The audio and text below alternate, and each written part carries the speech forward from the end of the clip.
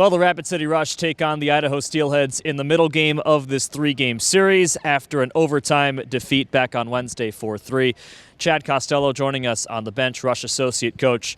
Back and forth game, nobody led by more than one. Both teams led throughout the game on Wednesday night. Your thoughts on a 4-3 overtime game? Yeah, I thought everyone was engaged, and there's a few things we can clean up, especially on the power play. You can't go for three and expect to win against a team like this in this barn. So a little more efficient on the power play. I thought we did a really good job. We kept them to the outside as much as we can. They're a talented hockey team. You got to take their time and space away, but also keep them to the outside. I thought we did a really good job of that. Great goaltending. It was a big point for our team. As we're moving along here, we're just proving it to ourselves that we can play with anybody. Now it's time to prove to ourselves that we can beat anybody. So those fine line details is where it's at.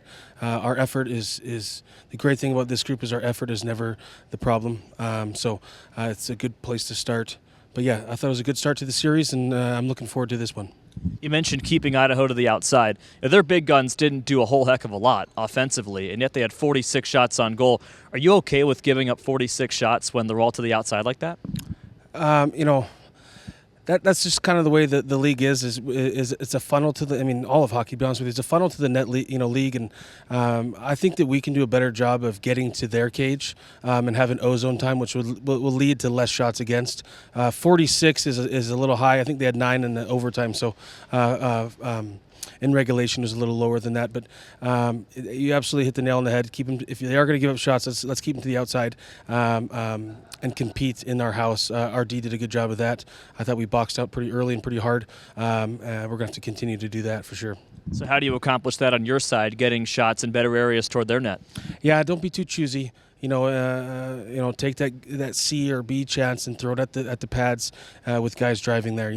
Every shot is not going to be a grade A scoring chance, but you can help create a grade A scoring chance by just funneling pucks to the net. I thought our D could do a little better job of getting shots through. Sometimes you just got to hammer them, and make them block the shot. So.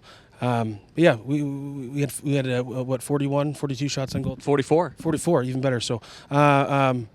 That's a pretty good number offensively. So we got to stick with that and limit their times that they're able to funnel the puck to the net. Does that kind of make you smile as an offensive guy through and through? The shots on goal. I was a little more efficient. We definitely need to bear down on our chances. We had a few grade A's that some of our really talented players, I think, as we get going here, they're going to gain confidence, and we're going to start seeing those not just turn into chances, but turn into goals. Like I said, I didn't love our power play. I challenged those top end players that if we're going to put you on the ice in those key moments, they need to take it very seriously and know that the game is on the line. What do you make of, you're coming in pretty abruptly here to a new system, a new team. What do you make of the amount of one-goal games this team has been a part of so far? Yeah, that's just the reality of the league. Most games are going to be one-goal games. We need to find a way to start winning those. No doubt about it. Minimum, get points, right? We talked to the guys. If we're going to get back into the standings where we want to be and where we think we can be, we can't leave the ice without points. It's very, very important. On your off nights, you need to find a way to squeak one out, and then win the one-goal games. That's absolutely key for us climbing the standings. No doubt about it. What goes into winning a one-goal game? Just the little details. Like I said, we had those grade A chances. I think back at the Wichita series, I thought we were the better team 8 of the 9 periods. We need to turn being the better team into goals for, to be honest with you. It comes down to bearing down, having confidence, believing in yourself. Put the beginning of the year aside. These players have been through a lot. Their head coach going through what he's going through, and they love him, so it hurts. Bringing a new coach in and all those things. So over time, I really believe this group will start scoring goals. You look at our goals for and our goals against. Our goals against is about even with the league. Our goals for is down. How do you build confidence? Drive the net, get a lucky bounce, and just build and build and build and build. I believe in them, and I think they're going to do it. We talked last week about how you're getting acclimated. That was your first full day on the job. You're a week or so in now. Have you gotten all the names, the tendencies, the personalities down? How are you adjusting so far? I'm taking that part of it really seriously. I'm not a very good coach when I don't know the players. I want them to know that I care about them, because I really do, and I care about this team, and I care about their careers, and I want to give their careers every single thing I have as a coach. So that takes time. I'm getting there.